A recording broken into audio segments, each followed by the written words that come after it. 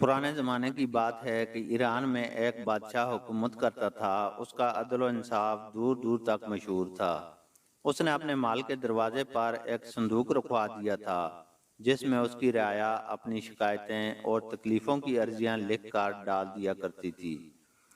बादशाह हफ्ता में एक दिन उस संदूक को खुलवाता और उन अर्जियों पर गौर करता और फिर अपनी रियाया पर होने वाली तकलीफों और परेशानियों को दूर करने की कोशिश करता। शायद यही वजह थी कि रियाया उससे बहुत खुश थी। एक दफा जब संदूक खोला गया तो संदूक में जमा हुई अर्जियों के साथ एक अर्जी किसी लड़की की भी थी। उस अर्जी में लड़की ने बादशाह के बड़े अच्छे अंदाज में तारीफ की थी। उस अर्जी को पढ़कर बादशाह मुतासर हुए बिना ना रह सका। उसने लड़की को अपने दरबार में हाजिर होने का हुक्म सादर फरमाया।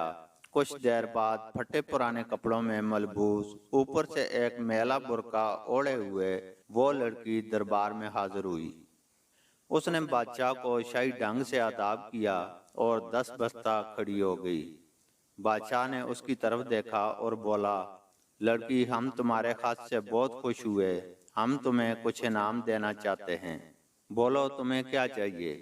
जहां पनाह, गुस्ताखी माफ हो, खुदा का दिया हुआ सब कुछ है। मैं लड़की कुछ कहते कहते रुक गई। डरो नहीं लड़की, बगैर किसी जज्जो को खौफ, जो कुछ कहना चाहो कहो।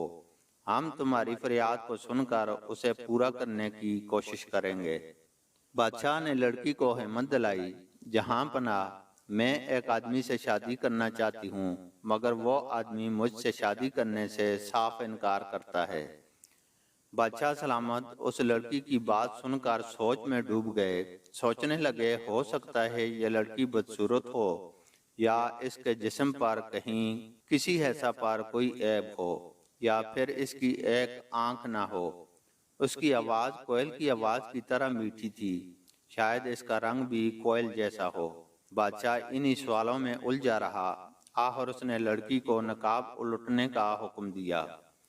बादशाह तो माँ बाप की जगह होते हैं। ये सोचकर बगैर किसी झिझक लड़की ने अपना नकाब उलट दिया और बादशाह ने देखा तो उसे ऐसा लगा जैसे 14वीं का चांद जमीन पर उतर आया हो। उन्होंने उसके खूबसूरत चेहरे को देखते हुए कहा, कौन है वो बदनसीब जो तुमसे शादी करने से इनकार करता है? लड़की ने उस शख्स का नाम और पता बतलाते हुए कहा, जहां पनाह, वो कभी हाँ नहीं करेगा, तरह तरह के बहाने बनाएगा, झूठ बोलेगा। तुम बेफिक्र रहो लड़की, हम उसकी एक न चलने देंगे और हम तुम्हारी ख्वाहिश के मुताबिक उसके साथ शादी कराएंगे। हम तुमसे वादा करते हैं। बादशाह की जबान से ऐसे कलमात सुनकर लड़की बहुत खुश हुई। सिपाही जवान आदमी को बादशाह की दरबार में लेकर हाजिर हुए।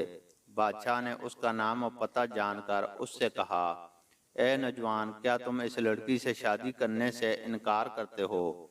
बादशाह का ये सवाल सुनकर वो नौजवान कुछ घबराया, मगर दूसरे हीले में वो संभल कर बोला, ये तो मेरी बहन है, मेरी हकीकी बहन। भला मैं इससे क्यों कर शादी कर सकता हूँ? बादशाह को याद आया कि उस लड़की ने कहा था वो कोई न कोई बहाना जरूर बनाएगा।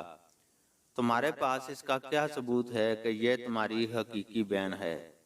इस बात का सबूत अभी और इसी वक्त देना होगा, बादशाह ने सख्त लहजे में कहा।